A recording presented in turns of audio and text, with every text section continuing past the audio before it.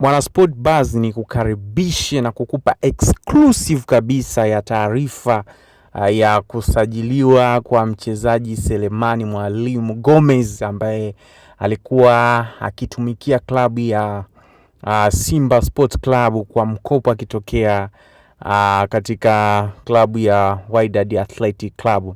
Sasa mnamo wa majira ya saa 11 asubuhi leo tukiwa tunaamka katika tarehe ya 11 leo, klabu ya Young Africa iliweza kumtangaza Selemani Mwalimu Gomez kuwa mchezaji wao. Ni habari ambazo zimeshika sana kasi, lakini nitakupa dondoo za kwa nini Selemani Mwalimu aliweza kutangazwa zaidi ya mara 2 na klabu yake ya Simba, lakini vice versa imekuwa Yanga ndo ameweza kushinda katika pambano hilo la kuweza kumchukua mchezaji huyo.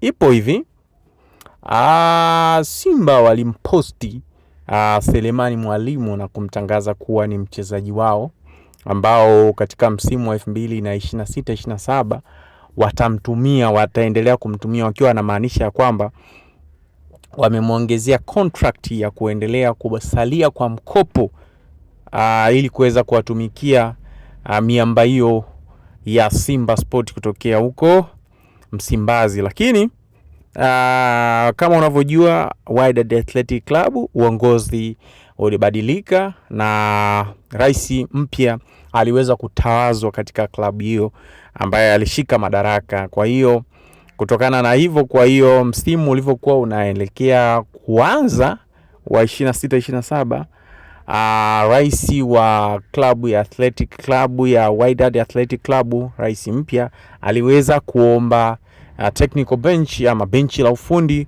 kuweza kuwa na wachezaji wao wote ambao wamesajiliwa na klabu hiyo. Kwa hiyo ndio maana tulipata taarifa na kuona kwamba Selemani Mwalimu alitoka Tanzania na kwenda huko kurejea katika klabu yake, na tulimuona katika picha mbalimbali akifanya mazoezi na klabu yake. Lakini kama ilivyo ada, miamba hawa wa Tanzania wawili watani wa jadi waliendelea kuweka ushindani katika kumsaka na kumtafuta ili kuweza kumkamata Selemani Mwalimu. Kwa hiyo habari ni kwamba Selemani Mwalimu aliweza kuwasiliana na klabu yake, na ndio maana tuliona kwenye Simba Day Selemani Mwalimu alionekana akiwa na akitoa taarifa ya kwamba yeye ni mchezaji halali kabisa wa Simba na atakuwepo katika msimu wa 26-27. Na hapo ilikuwa bado katika michakato ya kuweza kupata release letter kwa ajili ya kumwachilia mchezaji kurudi Simba kuendelea kutumikia mkataba wake kwa mwaka mwingine, kwa msimu mwingine. Lakini Wydad Athletic Club walikubaliana awali kabla rais hajampata mpya, Simba atalipa dola za Kimarekani 50,000 kama fee yao ya kuweza kumpata Selemani Mwalimu kwa mkopo. Lakini rais mpya alipokuja akasema hapana, hicho kitu hakiwezekani. Kwa hiyo rais mpya alikuwa anataka dola 120,000. 120,000. Basi Selemani Mwalimu aliweza kuongea na uongozi wake wa Simba, lakini Simba waliona ni hela nyingi, lakini baadaye walifanya discussion ndefu na wakaweza kukubaliana ili kuweza kutoa dau hilo ili kuweza kumwacha Selemani Mwalimu aweze kusalia katika msimu wa 26-27, kuongeza nguvu kama striker, kuweza kuwaletea impact nzuri kwenye mashindano yao. Kwa hiyo walikubaliana wanaweza kutoa hiyo dola za Kimarekani 120,000. Baadaye mambo yaliendelea ambapo hadi Selemani Mwalimu pia, kwa taarifa ambazo tulizonazo, alijitoa akasema kwenye signing fee yake alikuwa anatakiwa alipwe dola milioni 160 za not dola Tanzania, shillings la milioni 160, lakini Selemani Mwalimu akasema basi toeni milioni 60 mtaongezea kwenye fee hiyo ambayo wanaitaka Wydad ili mimi niweze kurejea, lakini mimi nitahitaji signing fee yangu ya milioni 100 basi. Kwa hiyo ni kwa jinsi gani mchezaji alikuwa bado ana mapenzi ya dhati kabisa na alikuwa anataka kurejea Msimbazi ili kuendeleza kuongeza nguvu na kuweza kuwapa furaha wana Msimbazi. Kwa hiyo taarifa inaendelea ni kwamba baadaye walikubaliana, na ndio maana baada ya makubaliano Selemani Gomez alipanda ndege na kurejea Tanzania tarehe 9 na kuweza kuungana na kikosi au na wenzake waliokuwepo pale Zanzibar kwa ajili ya kuelekea katika mashindano ya ngao ya jamii ambayo yatafanyika kesho tarehe 12, ambao watakutana Young African pamoja na Simba Sport Club kwa ajili ya kufungua pazia la ligi kuu kwa msimu wa 2026-27. Kwa hiyo akiwa kule Zanzibar akiwa ameungana na wenzake, Selemani Mwalimu alikuwa bado hajasaini mkataba sasa rasmi kabisa na Simba, lakini kulikuwa kuna makubaliano ambayo yameshafanyika kwa klabu zote hizi mbili ambazo ni Wydad pamoja na Simba. Sasa bwana, story inakuja hivi.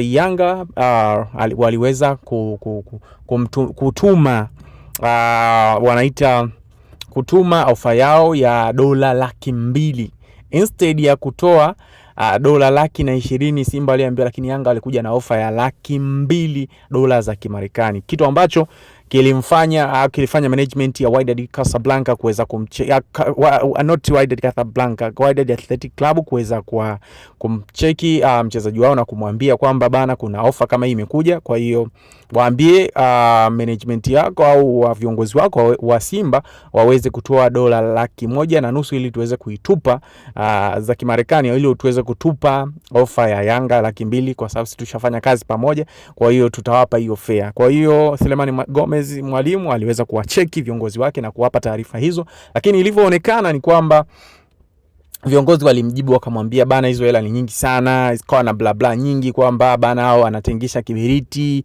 tayari washakuwa na wachezaji wa kigeni wengi, wape wakupeleke kama vipi, wakutumie tiketi urudi tena huko ulipotoka kwenye klabu yao, umeona. Kwa hiyo Simba walikuwa wanaamini kwamba Wydad Athletic Club walikuwa wanatingisha kiberiti kwa sababu wao wachezaji wa kigeni tayari walishajaa. Kwa hiyo Selemani Mwalimu walikuwa hawana sehemu popote pa kumpeleka, kwa hiyo waliona kama ni sehemu ya Wydad kutaka pesa. Kwa hiyo kilichotokea, Selemani Mwalimu akaambiwa na klabu yake ya Wydad Athletic Club kwamba ifikapo saa 6 bado mna room, wanaweza kadiscuss, ifikapo saa 6 sisi tutafanya maamuzi. Kwa hiyo Selemani Mwalimu aliendelea na mazoezi, ilikuwa ni jana, wakafanya mazoezi, alikuwepo na kambini na wachezaji wenzake mpaka akapata chakula cha jioni, lakini baadaye alipotumiwa tiketi ya ndege ya kurejea Dar es Salaam tunaita Dar es Salaam, ambapo alitumiwa tiketi ya ndege na ndege ya mwisho ya Zanzibar kurudi huku Tanzania bara ilikuwa ni saa 6. Kwa hiyo saa 6 basi Selemani Mwalimu aliweza kupanda hiyo ndege na kuweza kurejea katika viunga vya Dar es Salaam na kuweza kwenda kufanya maamuzi yake ya mwisho, ambapo aliweza kusainiwa na Young Africa. Kwa hiyo kama tunavyoona mchakato mzima wa usajili unavyoenda. Kwa hiyo kwa Selemani Mwalimu, kama ulikuwa una doubt, ulikuwa una hofu, ulikuwa una maswali mengi, hii imekuaje, kwa nini wametambulishwa na Simba zaidi ya mara 2 lakini mwisho wa siku wameangukia Yanga, hivyo ndivyo ilivyokuwa. Lakini kitu kikubwa zaidi usichokijua, Yanga pia, kwa nini Selemani Mwalimu alikubali kuenda kusaini kwa Yanga, ni kwamba Yanga walimpa ofa ya $150,000 za Kimarekani pamoja na gari, umeona. Kwa hiyo usichokijua ni kwamba wakati Simba walikuwa wanampa $160,000 za Kitanzania, lakini Selemani akawa amepunguza $60,000, akawa anataka signing fee iwe ni $100,000 ili hela nyingine hiyo $60,000 iende ikasaidie katika kukava gharama zake kwenye kuwa released na Wydad Athletic Club. Lakini Young African Sport Club walimpa signing fee ya $150,000 za Kimarekani pamoja na mshahara mnene, pamoja pia usisahau na gari la kifahari.